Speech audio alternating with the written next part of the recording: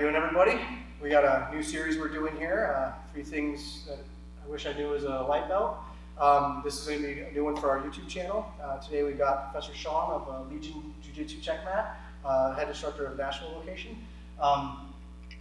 Sean, tell me, what are 3 things you wish you knew as a white belt?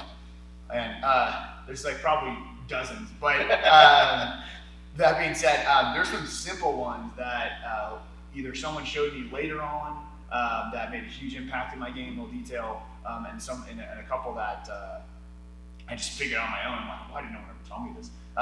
So the first one I'll go over is the hip flexor to break the guard. So let's go to the closed guard for example. Okay.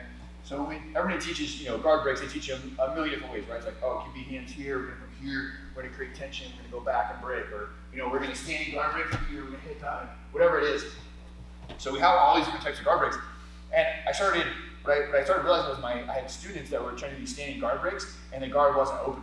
They were standing, it looked like they were doing everything right. Getting here, and then they would come here and just couldn't, big strong guy, can't open. Yeah, they're just hanging out, right? So I started like, what's the difference between this and what's working and compared to everything else?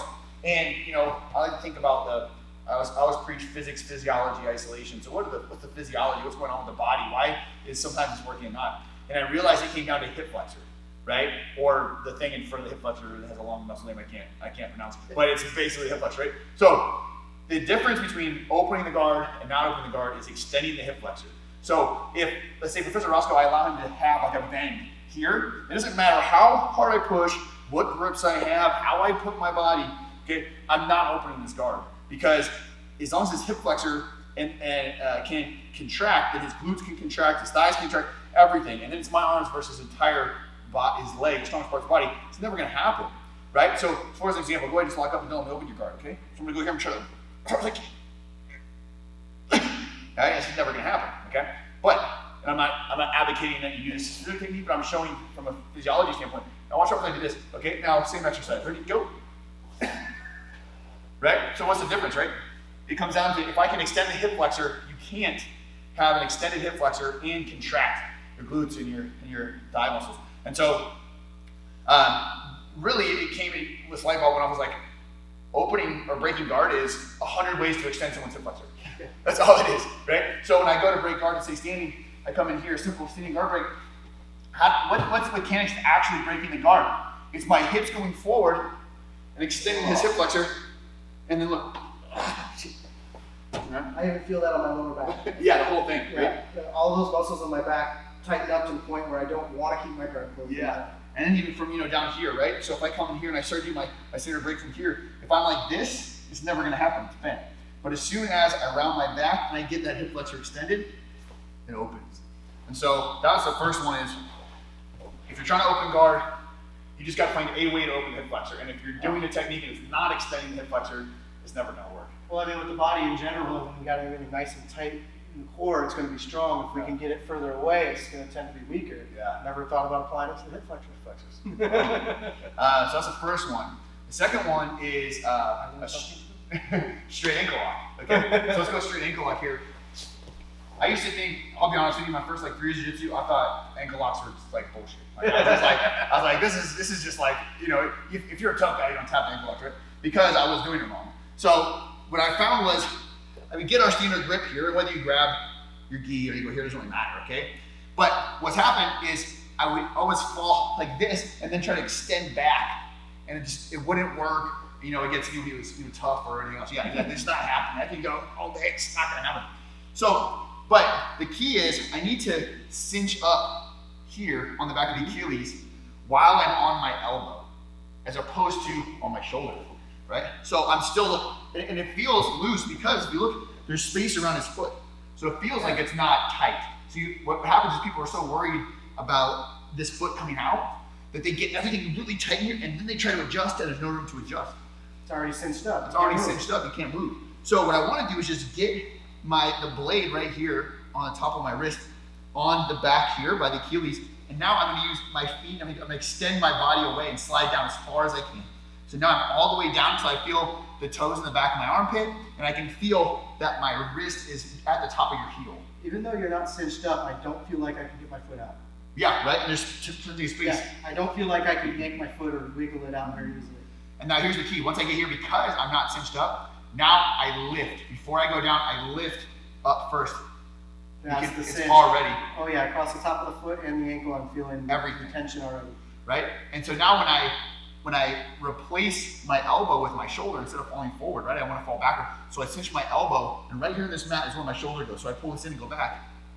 And you're already, I had to lift my hips so that he could demonstrate. Yeah, it's already down. So when I got here, I don't have to get here and go like that, right? All the work's done beforehand. I go here, right? I'm on my elbow. That gives me the space to slide down to the knot on the end of the rope. That's your foot. Then I pull straight up to my chest as hard as I can, right? Your hips already starting to come up. You're almost ready. I haven't done anything, and you're ready to tap. Yeah. Now, when I pull my elbow to my ribs and my shoulder replaces my elbow, right? He's already tapping, right? Look behind you if you have to and extend away with your whole body. But just the active understanding that I'm not doing my work from here, that I'm doing my work from here, sliding, lift up as hard as you can, and then I pull my elbow in, replacing my elbow with my shoulder back, and you'll get a tap before your shoulder moves. An order of operations. An order of operations, absolutely. I like that a lot.